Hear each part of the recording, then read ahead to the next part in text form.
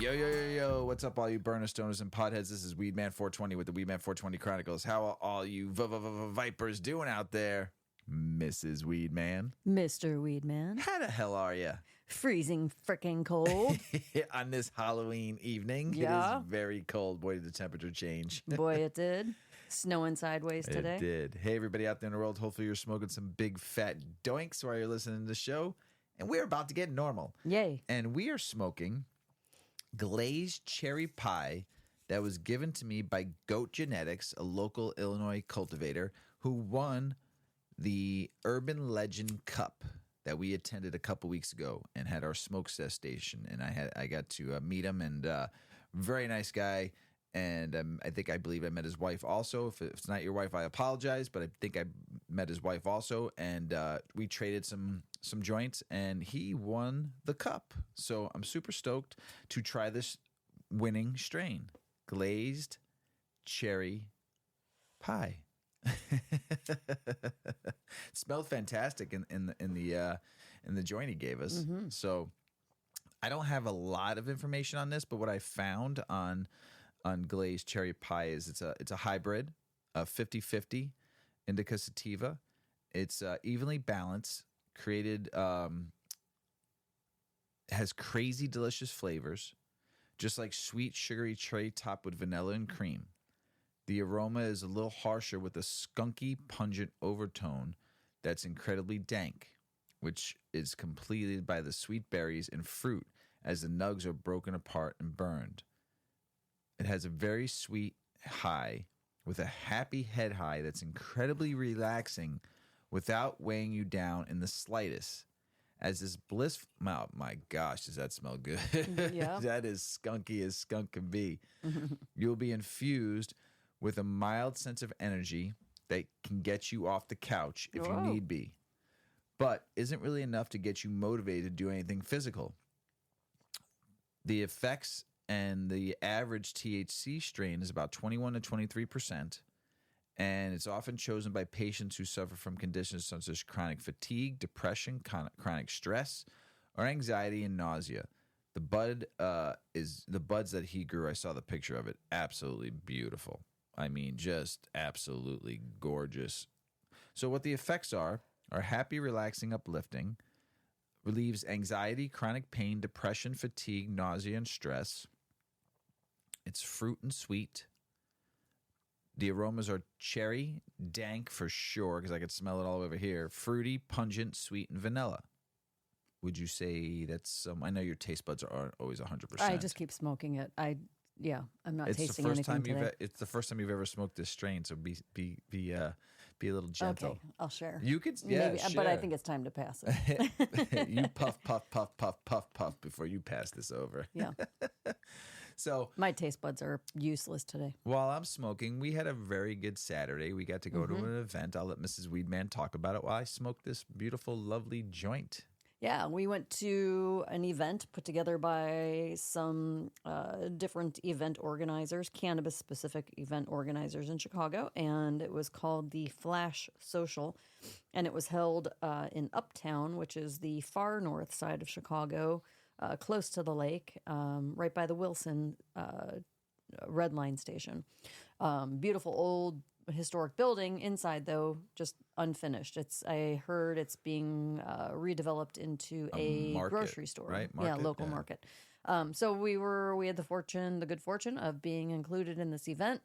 It was a kind of just a fun kind of industrial space, and lots of vendors showed up. There were some tattoo artists. There were THC, traditional market growers, products of different sorts, some soap makers, syrup makers, like for cocktails, all sorts of fun stuff. And then there was us, right? With our smoke station. Yeah, there was a DJ with live music. There were some games to play. It was just a nice, fun vibe. And it was Halloween weekend, so a busy time in the city. Lots and lots of events going around. But we had a really great time. We paired up with High Focus Media again, and we had a rolling session tent. They were offering CBD drinks and hemp-derived THC drinks. And we had our smoke tables set up in the back with rolling stations. And it was just really nice. It was Just a a pleasant chill event, vibe. not a jam-packed event, but a nice crowd and a nice Pleasant, flow. nice And crowd. we were able to actually like chill out and actually sit with people and roll joints together and smoke together. And it was really nice. Yeah, we had a professional roller come and use our tray, and he Yeah. rolled us a monster. I'd probably save that Like for a the little next can show. of cigar. He rolled blunt. very nice. Yeah. Yeah, it was beautiful. So It's it was a lot pretty. of fun just chilling, talking with people. It wasn't crowded. It was just nice and pleasant, just talking with fellow stoners, burners, and potheads and people in the industry, people trying to succeed in the industry, people just starting out in Yeah. businesses. We met some really nice Lots people. of entrepreneurial spirited Lots of- people. yeah. Yeah. We met a woodworker who Mm-hmm. was doing like awesome woodworking carvings and stuff with different logos, and he does poker tables. Him and his wife, phenomenal couple. Like their story. We met another couple for the second time. I met him though. Yeah, he's an advocate Advocate, yep. Him and goes his- around does a cannabis education. His wife is a teacher. So But that she was helps cool. support his business. And We met. I mean, of course, we had High Focus Media there. Right. I mean, they're amazing too to just to sit and chill and talk with. And High Focus Media is also now they have taken up, well, at least made content. And I don't know if her husband goes by his name publicly or by his like hashtags or by his handle for Instagram, but he is helping her run the Illinois Cannabis Consumption Coalition. not coalition, not association. Anyway, something in ICCA, Illinois Cannabis Consumption. I Blah don't blah know. blah blah starts with A. I'm stoned already, so really stoned. We could do this. We could do I this. like this strain. It's Yeah. pretty good. Yeah, whatever that is, we'll remind you Yeah. at another time. But they are trying to work for making a grand effort at passing some bills and laws and things so that we can have safe consumption spaces. Da da da. Yeah. Kind of important. Yes. So they were there promoting that. They were there promoting High Focus Media, and then they had these fun drinks. So it was just like a really We diverse met an crowd. edible maker. Yeah, she was very edibles, nice. yep. We got a couple of caramels to try. I'm excited about.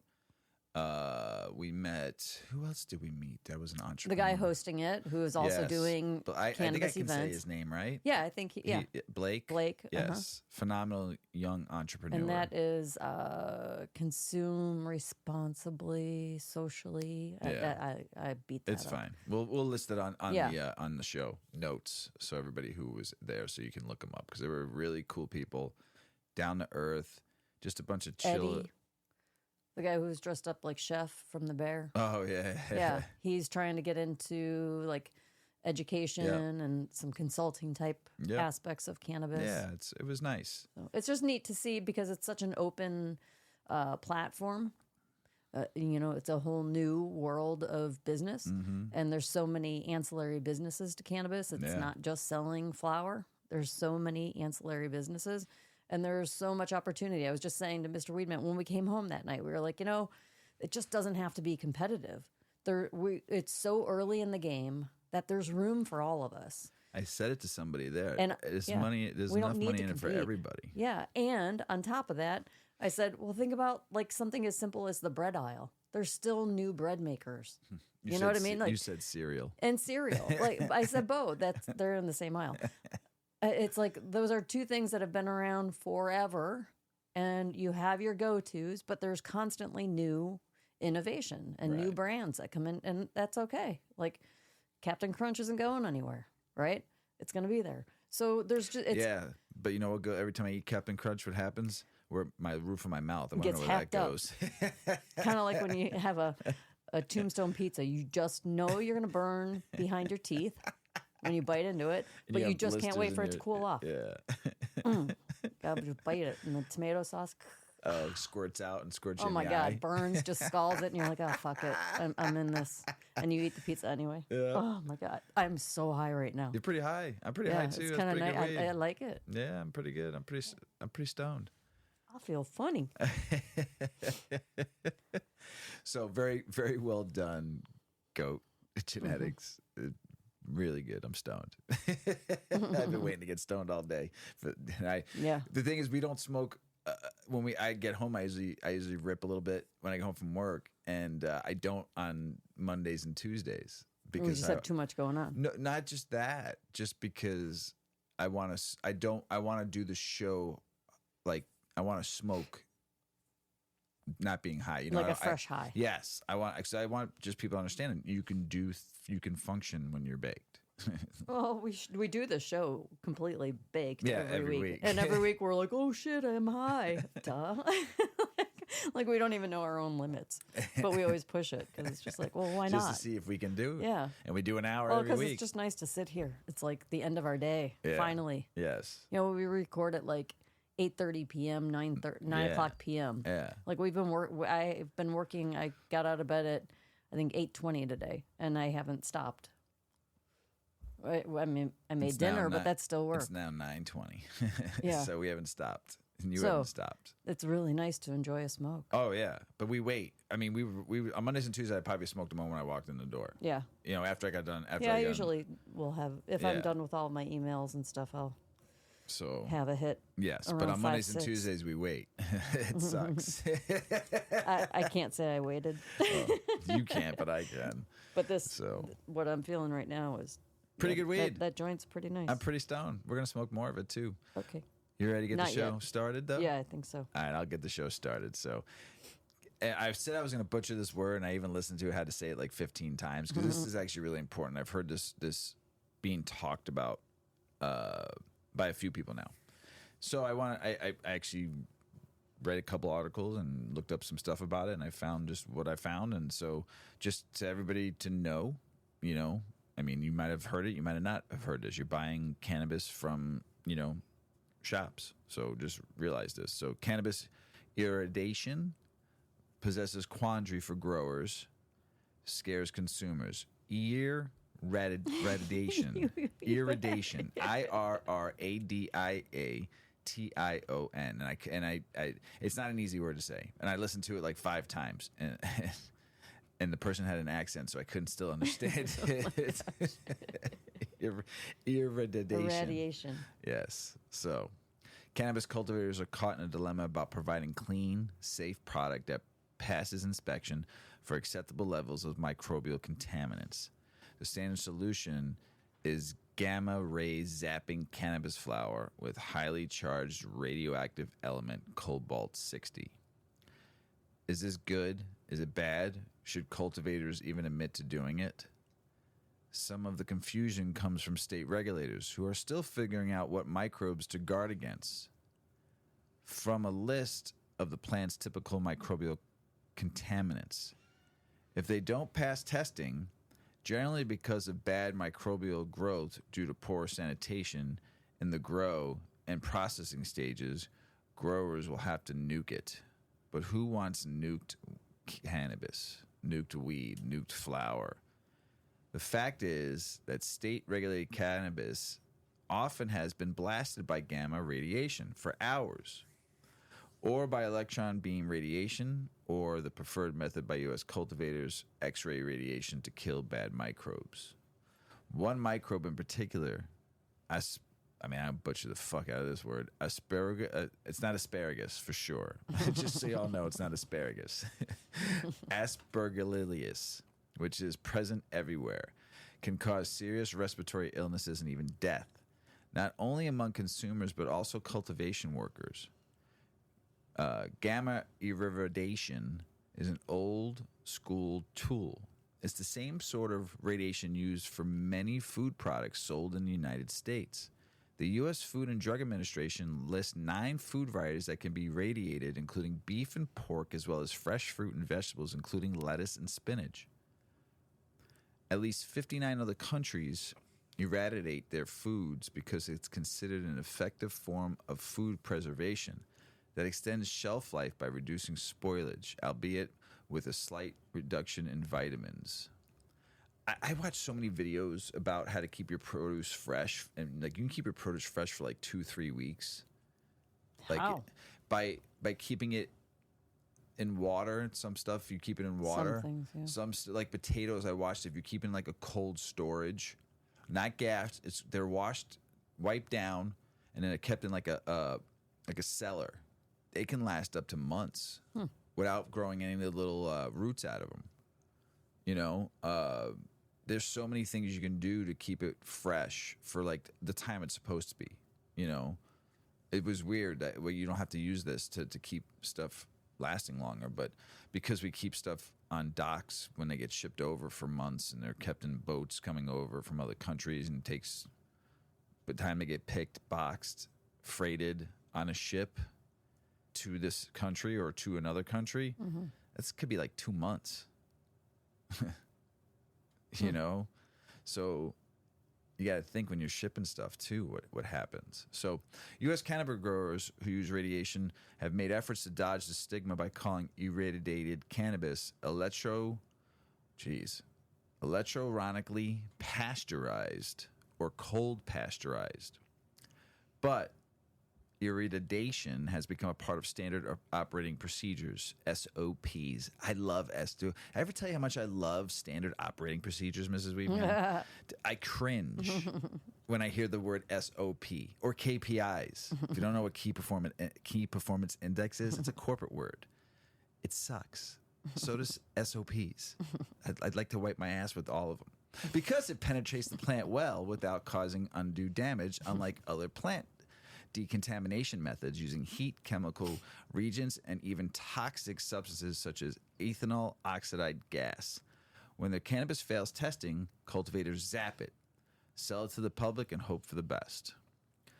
There's some evidence that zapping can end up leaving bits of disconnected DNA intact, which can help the microbe revive itself, according to Jeannie Garlos, Chief Scientific Officer of Modern Cannon Laboratories in Lakeland, Florida, who called for more investigation into that possibility. The problem with eliminating bad microbes, getting rid of microbial contaminants in cannabis has always been a dodgy exercise for a federally illegal product. All of the infrastructure, the good manufacturing practice, the good agricultural practices, and the product safety that is required in manufacturing. These other consumer food goods is not required for cannabis manufacturing. Tess Edelman, a microbiologist with Denver cannabis consultancy Rogue Micro, told MJ Biz Daily. Your dog food is regulated by the FDA, unlike cannabis, she noted.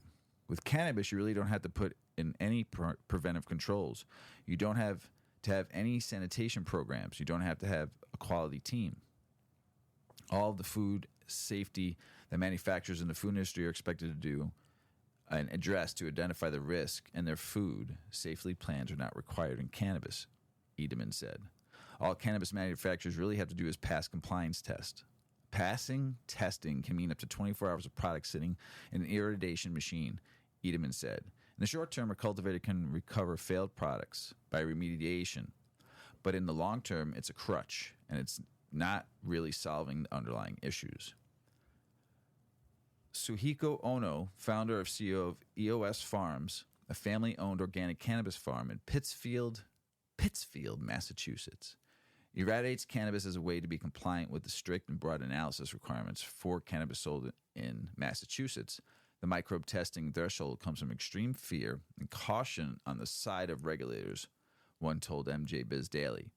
The batch approach and attitude from regulators is do something even if it does nothing, because you can't do nothing. Even if what you're doing doesn't really do anything but confuse the matter, but you have to protect the consumer. Microbe testing thresholds at the state are both over determinative or underdeterminative, he said. They are over determinative in the way they test for any of the millions of species of total viable Arabic bacteria and total yeast mold that don't differentiate, Ono said.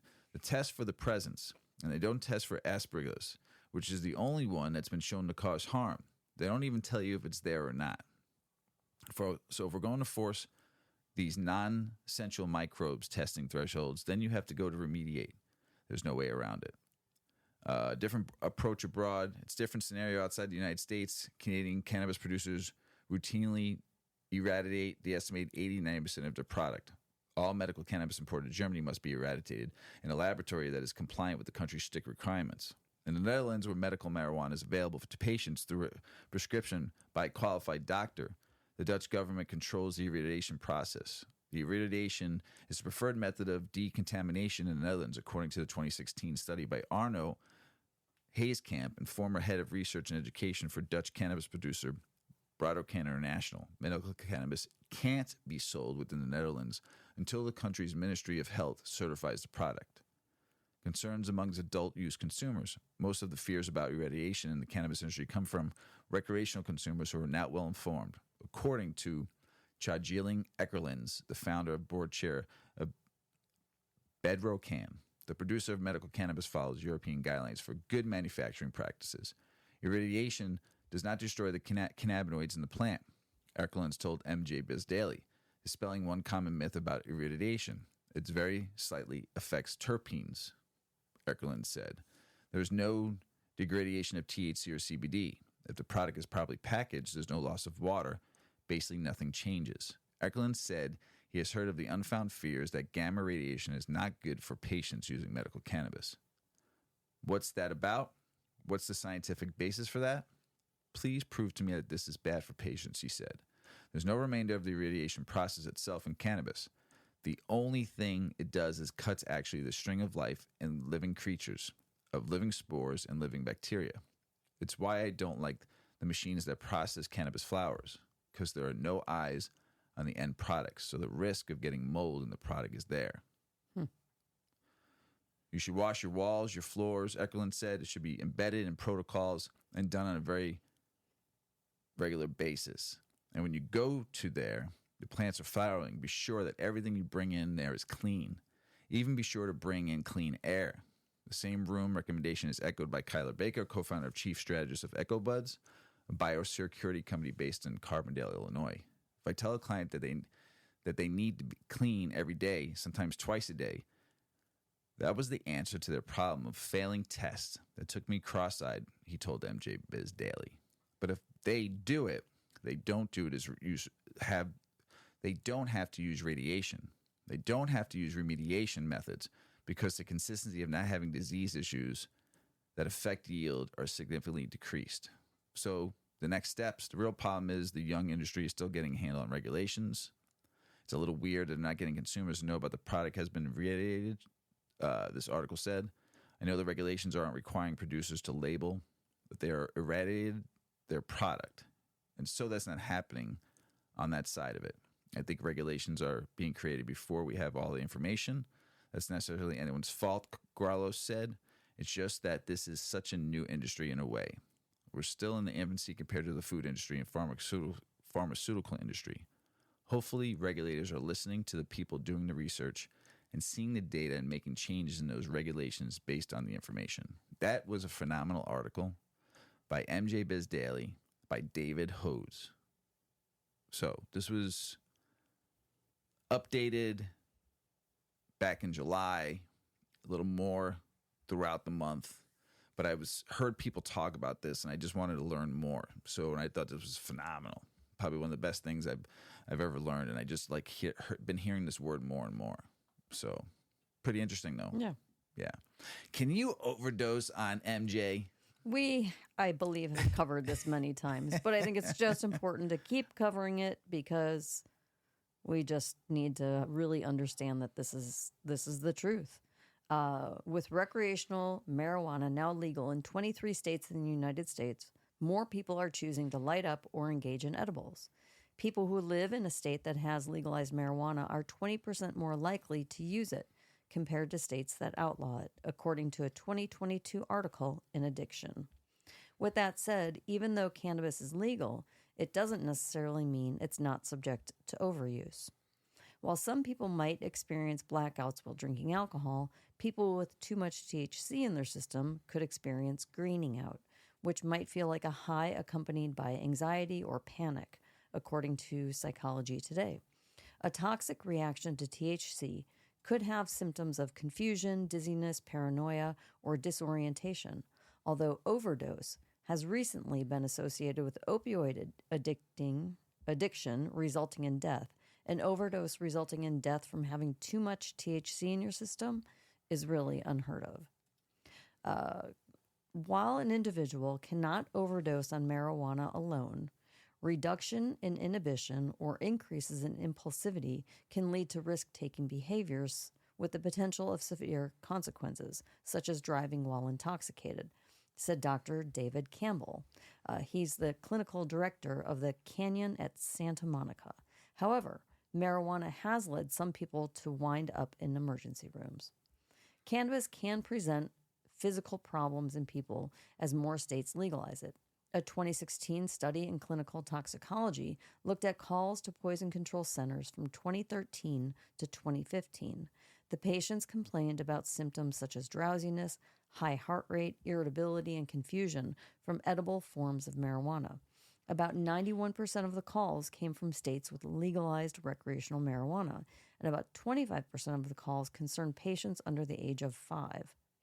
That was pretty high.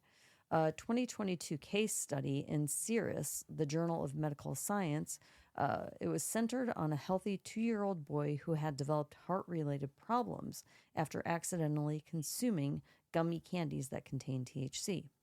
Visits to the emergency room for cannabis use have increased by 12% every year from 2006 to 2011, according to a 2022 study in drug and alcohol dependence. The most significant increases were in patients under 14 and over 25. According to Popular Science, cannabis can be life-threatening for children because their bodies process the drug differently than adults. Although no pets have died from a cannabis overdose, they can accidentally ingest a cannabis product, and dogs are more vulnerable to have effects of marijuana because they have more receptors for cannabis in their brains. Older adults, particularly those with comorbidities, are also older adults, particularly those with comorbidities, are also seeing more cannabis-related trips to the emergency room, according to a 2023 article in the Journal of the American Geriatric Society. Emergency rooms in California saw an 18-fold increase in people over 65 using marijuana. The first cannabis-related death was reported in 2019 when a coroner said she found no other drugs or alcohol in a 39-year-old woman's system. The woman also had no evidence of other disease. The coroner believed the woman had vaped THC oil because she had 8.4 nanograms of THC per milliliter of blood in her system. For reference, 2 nanograms can impair your driving. Keyword can. So this was not like a toxic level. However, an addiction researcher at the University of Toronto told The Advocate that a fatal dose of THC in someone's system would be 100 to 1,000 times higher than what was found in her system. That would be the equivalent of smoking about 20,000 joints. So that's it. That's a questionable finding, right? According to the DEA, hashish and hashish oil are stronger versions of marijuana because they have the most THC. A drop of hashish oil in a cigarette is equal to a full joint, and the THC levels in illegal cannabis have become more potent, according to a 2016 article in Biological Psychiatry. The study tested the THC potency of cannabis confiscated by the DEA between 1995 and 2014. This is interesting, finding that the amount of THC increased from 4% in 1995 to 12% in 2014. The ratio of THC to cannabidiol, CBD, increased from 14 in 95 to 80 in 2014. Campbell went on to say that as cannabis has become more available and at higher concentrations, he's seen a significant increase in cannabinoid hyperemesis syndrome. With significant intake amount and frequency, CHS can develop, which can cause severe bouts of abdominal pain, cyclic vomiting, and nausea, and only resolves with discontinuation of use. Although CHS is rare, it's associated with long-term frequent use of marijuana. When it comes to effects, signs, and symptoms expression that can occur from consuming too much THC, many factors come into play, like previous use or tolerance, biological factors, amount and concentration, frequency, and route of administration, he added. Signs of overuse can range from anxiety to extreme confusion and paranoia. Other signs may also include heart racing and palpitation, nausea, and altered states of consciousness. Even though marijuana is legal in many states, there's little regulation over the accuracy of THC in products. The lack of standardized testing protocols in legalized marijuana states makes it difficult to know how much THC you're actually getting. First-time users or infrequent users are more likely going to experience a greening out if they use cannabis edibles, according to Psychology Today, because it's difficult to know how much THC you're getting in an edible unless it's commercially packaged, and it takes longer for the THC to kick in. So, if you're experiencing too much cannabis in your system, you can allow it to pass through your system without needing a trip to the emergency room. Stay in a safe, comfortable place, reduce excessive sensory stimulation, such as loud music or television, take slow, deep breaths, and practice meditation if possible. Should a person be experiencing severe anxiety, confusion, paranoia, hallucinations, or delusions, and become a danger to themselves or others, then seeking medical assistance may be necessary, Campbell said. Yeah, I mean, sometimes more is not always better. Yeah. When it comes to THC percentage. For people that like to smoke every day, lower is sometimes better. Yeah. If you're going to, you don't need the 30, 40%. Most of that shit's bullshit anyway. So, I mean, fairly wrongly tested to get it that high. So, I'm just telling you, medically, if that's what you need, I get it. But, I mean, just if you're using it every day just for either recreational or just to, like, help you with any kind of ailments or just sometimes, like, the 30s and 40s you don't need. I like a good 14 to 19, Yeah. It's just nice. It's pleasant. It's not, it doesn't crush you. Well, and the key takeaway is that even if you do consume too much, say you think that you can go a little heavier and go a higher dose and you feel like you're greening out or yuck. Mm-hmm. Although there's this literally one possibility of a death related to cannabis. One. Right. I mean, yeah. I mean, that's important to know. I smoke when we go out and we do these events and we go meet people and we're out hanging out. I mean, there's a lot of joints being passed around, and I'm probably included in a lot of smoking, right? Yeah, me too. But I know when to say no. I know when to pass. Mm-hmm. I'll stop puff passing, and I'll just puff pass and then lightly puff. Yeah, and then I just pass. And then I just pass for a little bit. Like I needed. Gotta take a break. I mean, there was a point where the other night I probably was partaked in like 5 or 6 joints in the first hour we were there. Yeah. And I came from another event and I was smoking there too. So, I mean, you just got to kind of know your limit. To green out is, it's just, you just got to know your limit, and know when to just but say, if take you're a break. But if you're new and you don't know your limit, you're not going to, I feel pretty confident saying that you're not going to die.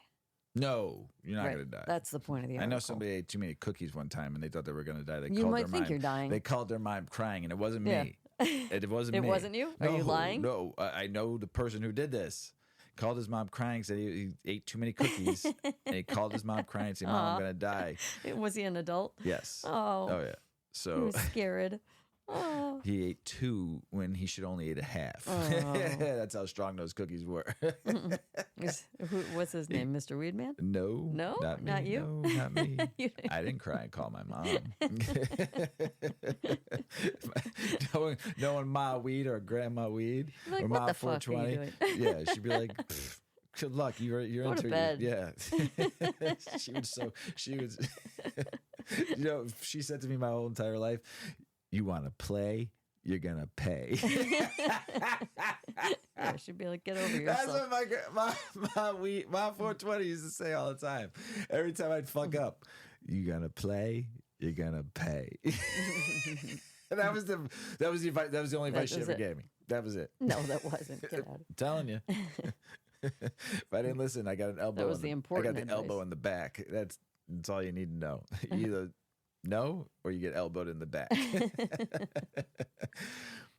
Demand for seasonal cannabis harvest workers surge after industry layoffs. Of course, because it's harvest season, and you laid everybody off because it was slow for so long, or you weren't doing well, and now you want people to come back. Well, if you want people to come back, you just need to pay them a really good wage.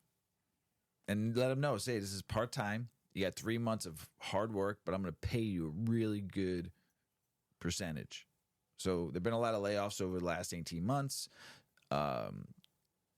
And based on a national recruitment and human resources company, Bavarian Staffing told they're running on slimmer crews and need the additional assistance because of harvest season.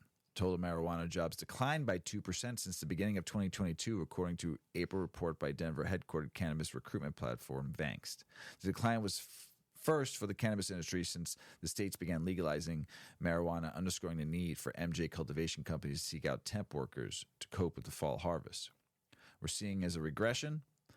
They weren't able to actually build out real cultivation team with full-time salaries or benefits. The jump in demand for seasonal employees comes as cultivators face increased competition for temp workers from mainstream industries that are grappling with the same macroeconomic factors as cannabis. Moreover, marijuana harvest work is difficult, much more grueling than temporary retail jobs, Carlson noted. That means there's more turnover in cannabis, they added. With background and criminal record checks necessary in some states, growers also face more barriers to bring on temporary marijuana workers. Doing more with less. I've seen this. It's happening. I'm telling you right now. It's happening in this industry. I see a lot of tired people. I do.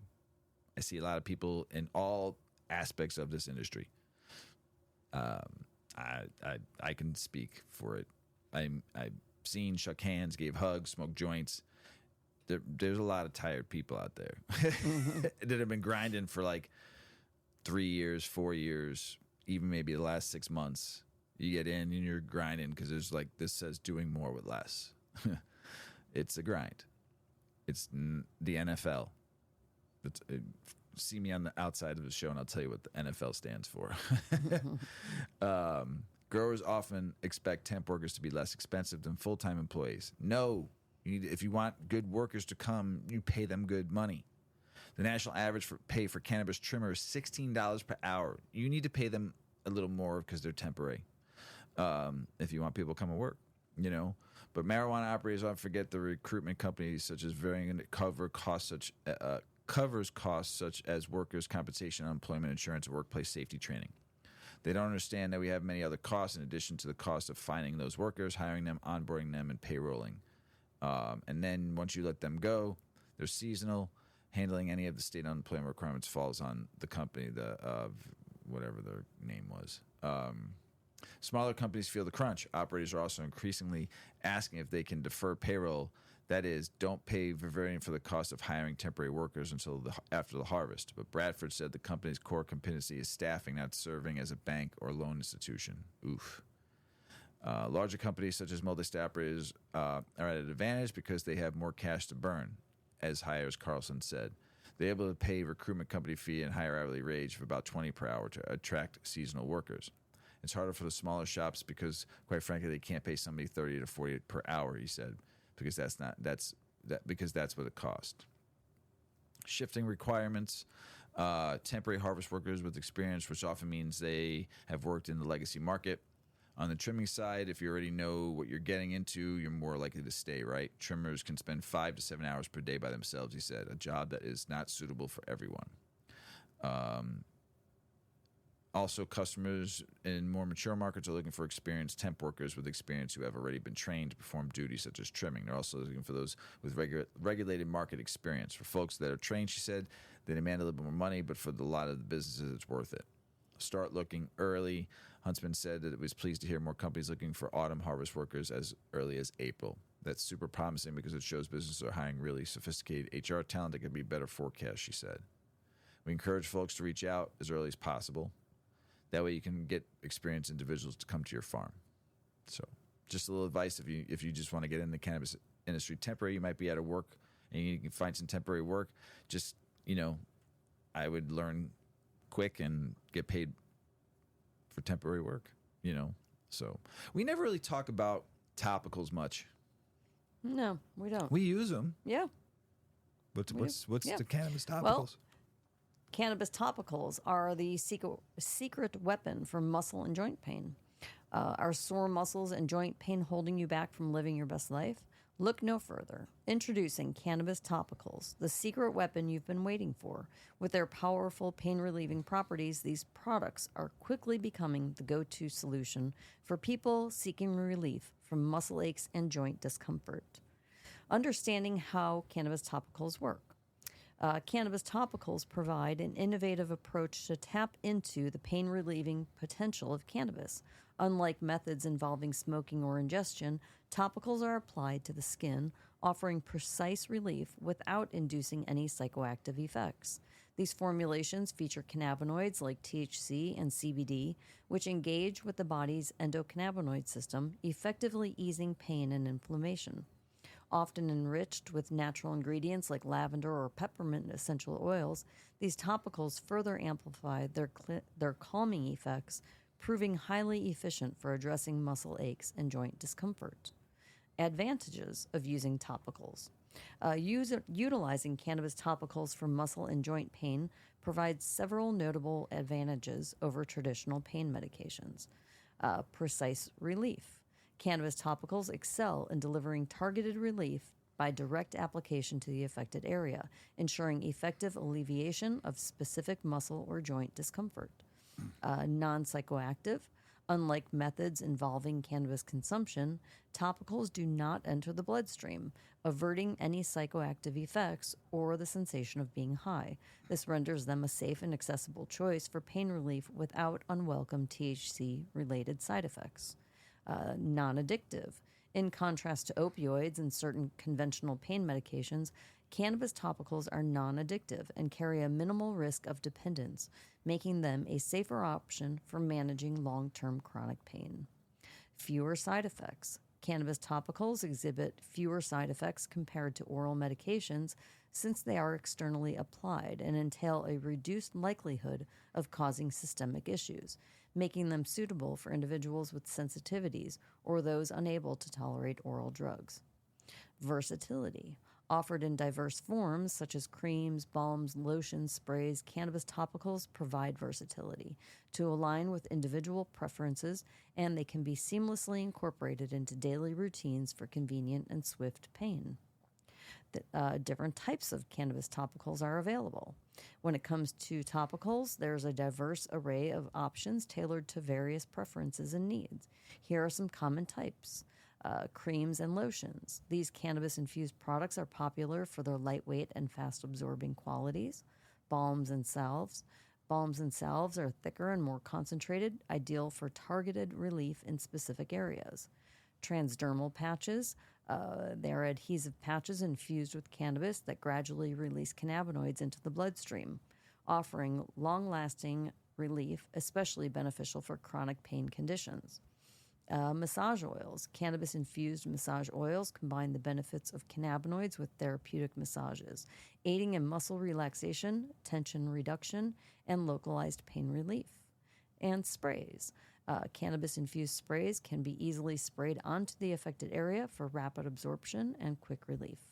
It's essential to consider factors such as desired pain relief level, symptom severity, and personal preferences when selecting a cannabis topical.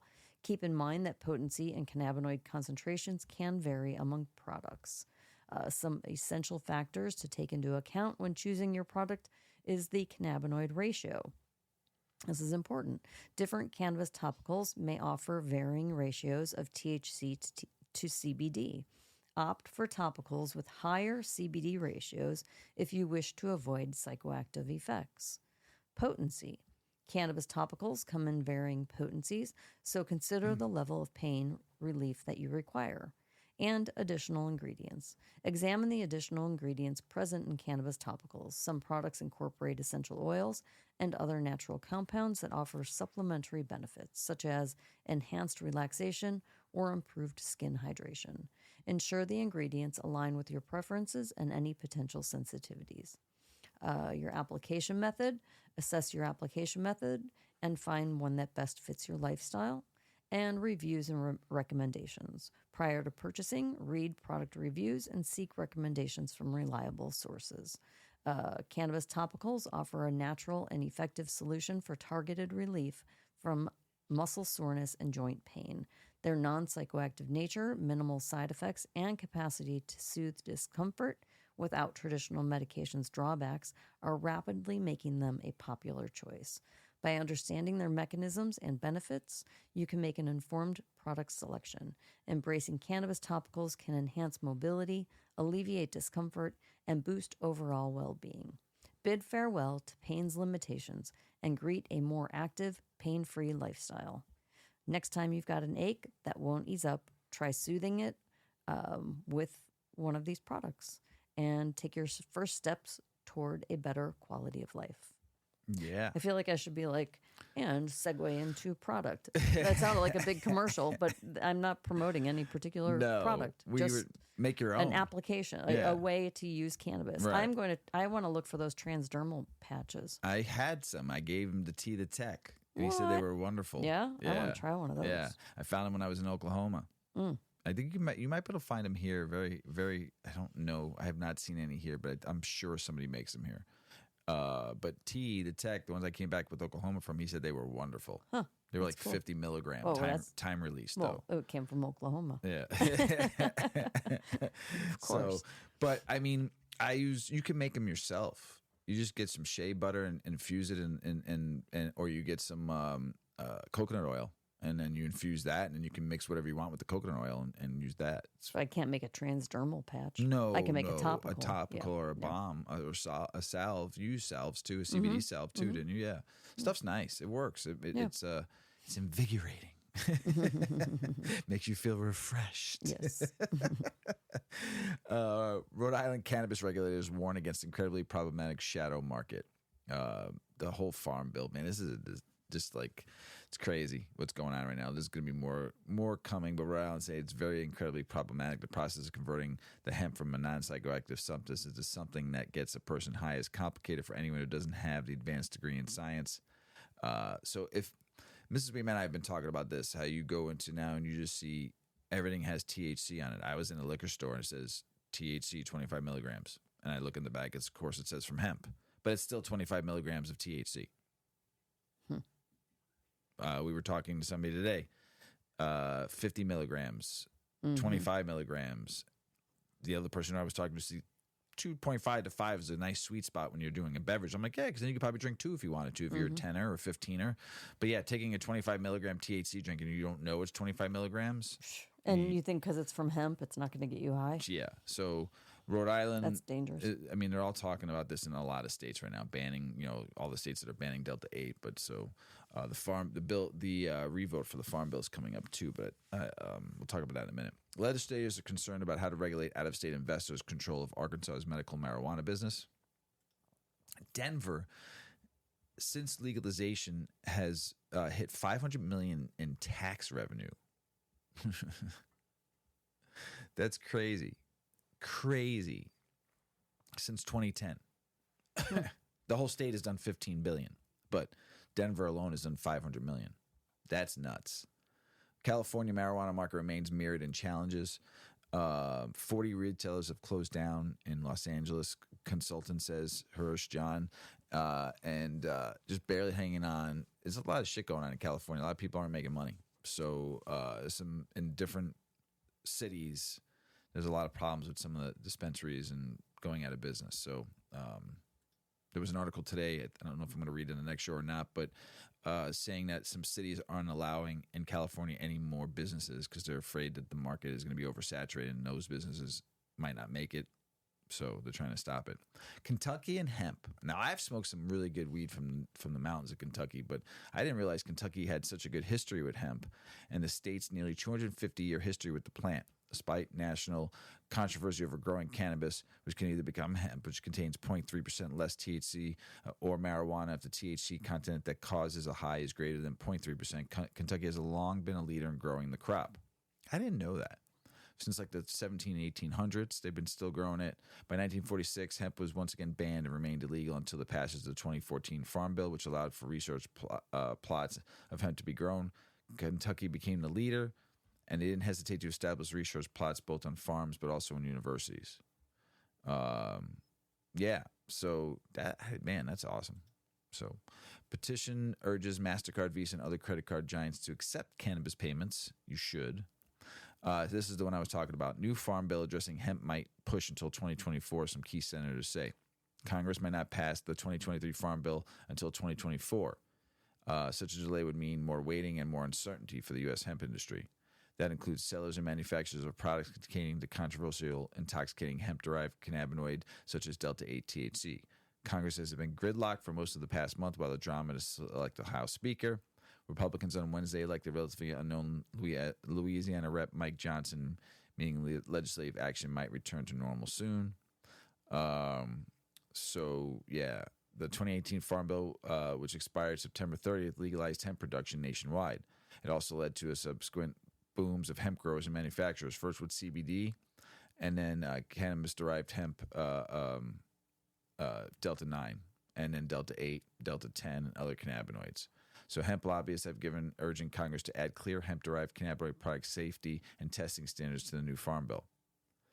Critics, including many in the state-regulated cannabis industry, say hemp-derived alternatives sold online or at unscrupulous merchants without age verification or quality control thwarts legalization promise of safe, tested product. Many states have moved to restrict or ban outright hemp-derived products. The product makers have sued to overturn several state laws restricting hemp products. Crazy. We got now a few more months to wait. 65% of Americans say they use medical marijuana under a clinician for anxiety, pain, and sleep. Independent craft growers in Illinois struggle to secure financing for cannabis businesses. Yes, because the money's running dry. The tax money, we should give that to some of the people so they can start their businesses. You made $600 million last year. Probably going to make about $680 million this year. Invest back in the people because you don't deserve that money anyway. Ohio governor attacks marijuana legalization ballot measures, downplaying polls showing broad voter support. Yes, he does not want this bill to pass. He's doing whatever he can to stop this. And I tell you, Ohio, if you vote yes for this and they fuck it up, you better come fucking screaming. I'll help you out. I love Columbus. I'll go there and eat at the Pearl. There's also that sandwich place. I forgot the name of it that I sent you a picture of the last time I was in Columbus, and that sandwich was amazing. Oh, my God, it was so good. I'm a foodie. If you all don't know, Mrs. Weedman and I, we're foodies. We like food. We like to seek out stuff that like locals know to go. And when we go to different cities, we don't go to chains. We go to where the locals like to eat because that's where you want to go. I've eaten at a lot of places across this country that only people that live there knew about. And that's the fun stuff when you get to do that. I'm a foodie. So nothing better than a good sandwich from a place, like oh man, I can go on about food all the time. Bipartisan House coalition urges DA to align with federal and state cannabis reforms. Okay, we'll see. What happened in 2020 that changed the world for a brief few years? We're still seeing it, right? We're still seeing it. We're going to talk about COVID. Yes. But this is pretty positive. Is cannabis good for COVID? New study says yes. A recent study found that cannabis users had better outcomes than non-users when it comes to COVID. Booyah. Keep smoking. Having the coronavirus is not ideal, but it's never ideal to have a virus. The reality of life is that we do nearly everything we can to avoid any kind of sickness, pain, or uncomfortable experience. Of course, life happens anyway, and consistent with that, the grand pandemic of the last few years has by now hit a wide percentage of the population. COVID is often defined as a novel virus, but in fact, this terminology simply means we hadn't dealt with this particular version of corona before. The virus is actually a member of the Coronaviridae family of viruses, which accounted for 45 different already known about species in 2020. In fact, 15% of all common colds are coronaviruses. Several years before COVID came about, we dealt with a more deadly version dubbed SARS. So we're actually pretty familiar with coronaviruses. So familiar, in fact, that there was already research on how to fight them, and much of that research was done in the plant world. The pandemic has been one of the most contested topics of debate lately. Everything from what exactly it does, to how deadly it is, to how quickly it spreads, to the efficacy of vaccines and masks, they were all points of contention throughout the world. You'd think this virus was the topic of Martians landing on the Earth, or Bigfoot, It certainly came off that way. And as such, I'm not here to give opinions. I'm here to share some new research, which explains how it's quite possible that cannabis users did better than non-users when it came to COVID outcomes. The COVID and Cannabis Study. All data for the recently published study need water, named Exploring the Relationship Between Marijuana Smoking and COVID-19 Outcomes, came from the National Inpatient Sample Database. All individuals in the study, therefore, were admitted into a hospital and tested positive for COVID. According to study investigators, the purpose of the study is to compare the outcomes of COVID-19 infection on individuals who use marijuana and those who do not.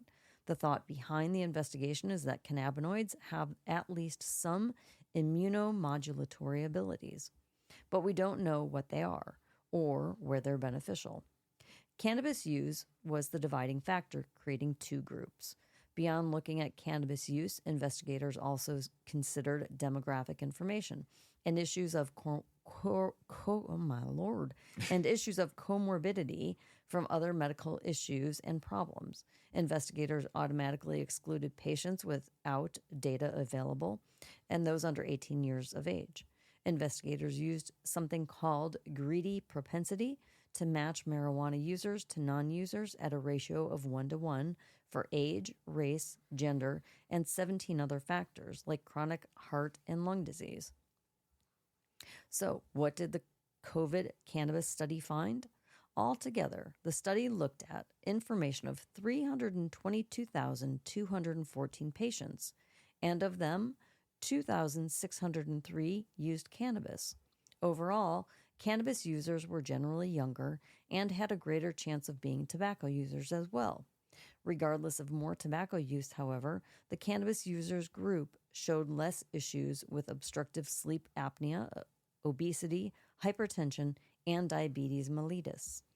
Variable analysis showed that those who used cannabis had a 6.8% chance of intubation versus a 12% chance for non-cannabis users, a 2.1% chance of acute respiratory distress syndrome in comparison to 6% for non-users, a 25% chance of acute respiratory failure compared to 52.9% for non-users, and a 5.8% chance of severe sepsis accompanied by multi-organ failure in comparison to 12% for non-users. So you doubled your immunity by smoking, or not necessarily smoking, but consuming, right? Other places where cannabis users showed greater health than their non-using contemporaries were in hospital cardiac arrest, which was 1.2 for cannabis users versus 2.7% for non-users, and death, for which cannabis users had a 2.9% chance versus non-users at 13.5%. Study investigators concluded that marijuana smokers had better outcomes and mortality compared to non-users. The beneficial effects of marijuana use may be attributed to its potential to inhibit viral entry into cells and prevent the release of pro-inflammatory cytokines, thus mitigating cytokine release syndrome. They continued that the topic warrants further investigation and the association between marijuana use and COVID-19. Of course, this is just one study. Even so, we, the people of cannabis world, should take this as a big win. I think so. I think so too. That's pretty good. Yeah. Makes me excited to go smoke some more weed. In Canada and in the United States, infused pre-roll sales are growing. And in Canada, it's grown 38.4%. It's a bang for your buck, you know. You get ripped off an infused pre-roll. So they have their place for me. Like I said on the last episode or 2 episodes ago, you just got to make them right. You know, if you make them right and they taste good. If I'm not eating butane, then they taste good. That's all right. So some more international news. EU's first ever cannabis license permitting nonprofits to grow and distribute issued in Malta. Malta, after 2 years, became the first country in Europe to legalize recreational cannabis. and they finally gave the 2 licenses to start doing the clubs and regulated grow to sell cannabis. Associations must be nonprofit, can only sell their product, and are not allowed to advertise, put cannabis in the name, or promote marijuana use in any way. Before any sale, marijuana must be tested by the authority of the responsible use of cannabis, ORC, ARUC. So, but it's a start. It's a start. Go Malta. Cannabis clubs, though, and what they are and how they operate. Cannabis clubs were popularized by Spain in the 1990s and are now gaining popularity in both legal and non-legal countries. So Spain popularized it and the idea. And for those unfamiliar with the term, it might sound like a group of stoners partying together, and sometimes this is not far off. There are different kinds of cannabis clubs that function under different parameters. Some are done legally, and some are done illegally. And it's the latter that's going things underway. We'll get in and talk about this. So one of the general and basic concepts of most cannabis clubs is the key provide an alternative way to obtain weed outside of a regular sales market. Clubs generally charge a membership fee, and the fee is essentially a payment for all weed used by a specific member. I think that's awesome. I fucking wish they did that here. The fee is not a flat rate for all, since people use different amounts. Rather, it's based on how much a person wants to procure regularly. If it's a person's use habit changes, so does their membership fee. No money changes hands for a particular procurement. No real sales are made. Cannabis clubs go in contrast to sales markets. There are no official rules about how the club must run. For the most part, they're based around flower or seeds for home growing. They don't generally involve a product market and therefore are not a part of the marketing world. There is no battle of the products taking place, which also means no companies pushing shady products, no product claims. They basically kill the idea of marketing within the industry. I like that too. Let the weed speak for itself. The clubs are almost uniformly run by nonprofits and require different things of members, showing IDs to local addresses and so on. Are cannabis clubs legal? The cannabis club is a concept, and the concept doesn't have anything directly to do with legality.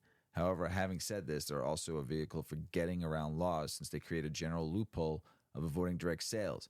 It's the illegal capacity of cannabis clubs that have really brought them to light. Spain is a great example. Spain, cannabis isn't legal for recreational use or official production, but it does come from decriminalization policy. Adults can grow and use the plant personally, but there's no exact number given for the cutoff between decriminalization, cultivation, use of drug trafficking. For the most part, if you're keeping to yourself and not producing huge amounts, you should be fine. So there's more to this article, and then there's different types of clubs. Consumption lounges now you're seeing starting up in the United States. In the Netherlands, you have coffee houses.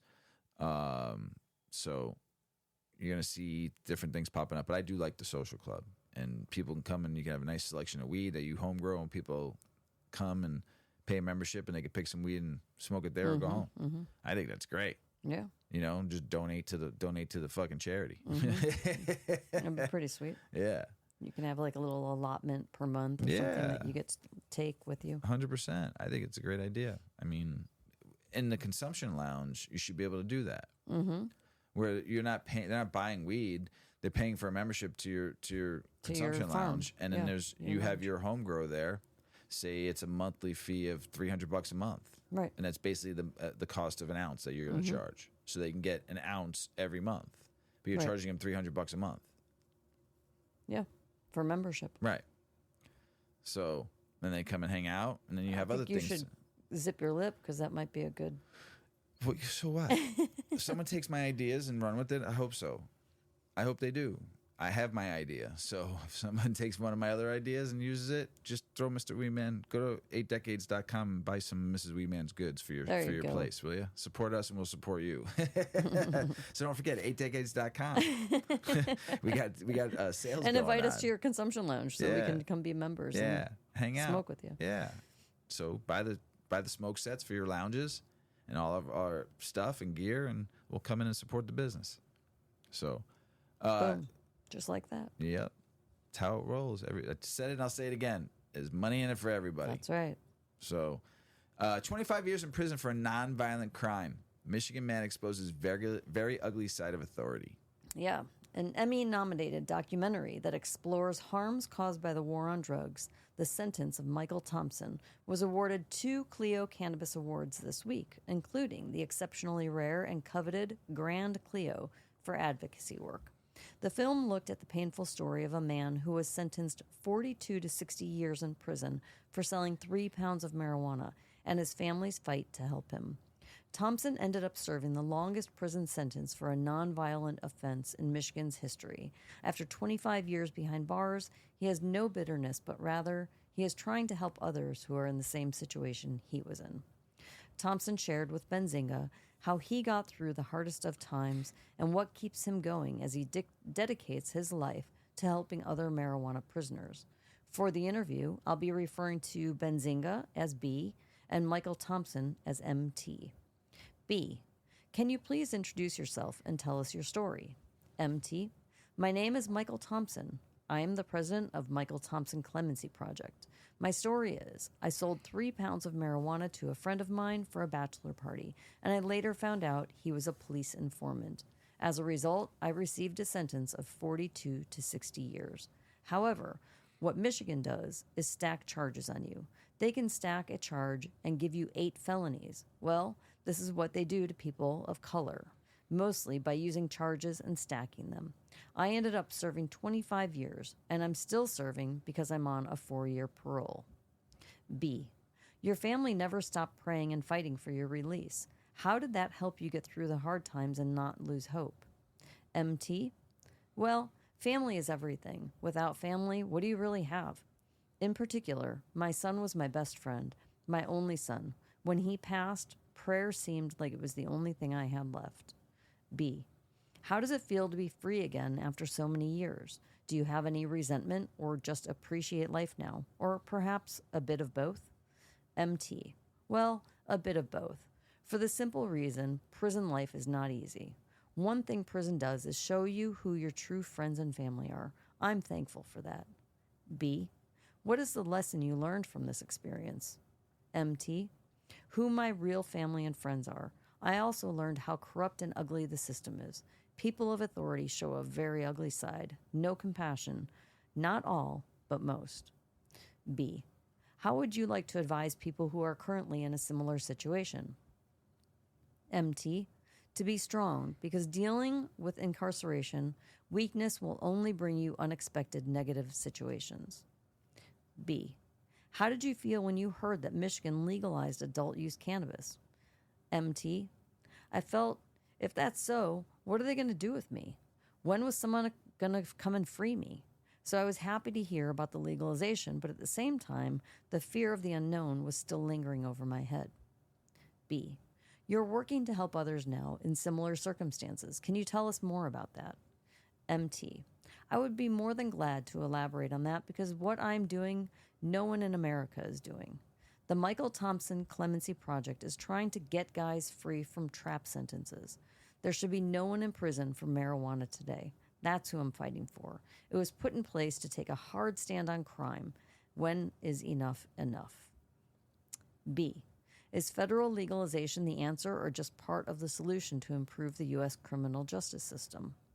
MT, well, I think legalization under the federal statute is very important. The federal statute is holding up a lot of good progress that can be made. So to answer your question, the federal statute needs to realize the system is broken, and the only way to fix it completely is for the federal statute to get on board with the state. Thompson wondered why there aren't more organizations like his that are fighting against unjust lengthening sentences, or what he calls trap sentences. I ask, why is there no funding available for the good work that we're doing? To which I say, Michael Thompson, that's a very good question. Well, I mean, he's out, right? Yeah, I'd like to see the show. Yes. Yeah. It's I don't know what channel it's on, but it's called The Sentence of Michael Thompson. I'll have to look for it Yeah. and watch it. So Documentary. he's out, good, free, helping others trying to get free. Yep. It's amazing. There's a few organizations out there doing that, and I think it's important because look at us. We're sitting here smoking a joint in our basement, and there's no consequence. Right. So 100%. That was a good point, Mrs. Weedman. that was on the level. It's Halloween night. yeah. What would be the one scary movie you would watch? stoner scary movie. I was thinking we should watch like Halloween. Halloween. That'd be the one you'd The watch, original. right? The OG. Oh, yeah. That'd be the one you'd Yeah. watch? That's the one we're watching tonight. I think so. Ms. Weedman, Mr. Weedman, that's the end of the show. let's smoke. Man, I like to thank the sponsor of this show, Go Genetics. We shouldn't smoke that before bed, probably. No. Actually, I might. We got a little bit left for glazed cherry pie. Thanks, Go Genetics. I appreciate it because that shit got me baked. So, but you got anything else to say? Happy Halloween, everybody. Happy Halloween. Stay warm and safe and be good to people. There's a lot of really ugly shit happening around the world right now, and we just have to continue to live with a heart of kindness and gentleness, and just don't forget to care about people. It's important. I'm going to let Mrs. Weedman finish that off. As Paulie always says, smoke smart, puff puffing away. Puff, puff, pass. Check out our cannabis lifestyle brand online at 8decades.com. Our custom smokes and accessories are perfect for your coffee table, bedroom nightstand, or kitchen counter. They're designed for you to show them off. The Canna community is also loving our hemp and cotton blend t-shirts, sweatshirts, scarves, and hats, finished off with our 8 Decades logo. We've got some awesome long-lasting goods that will be your favorite for years to come. 8 Decades, because a 9th decade of cannabis prohibition isn't acceptable.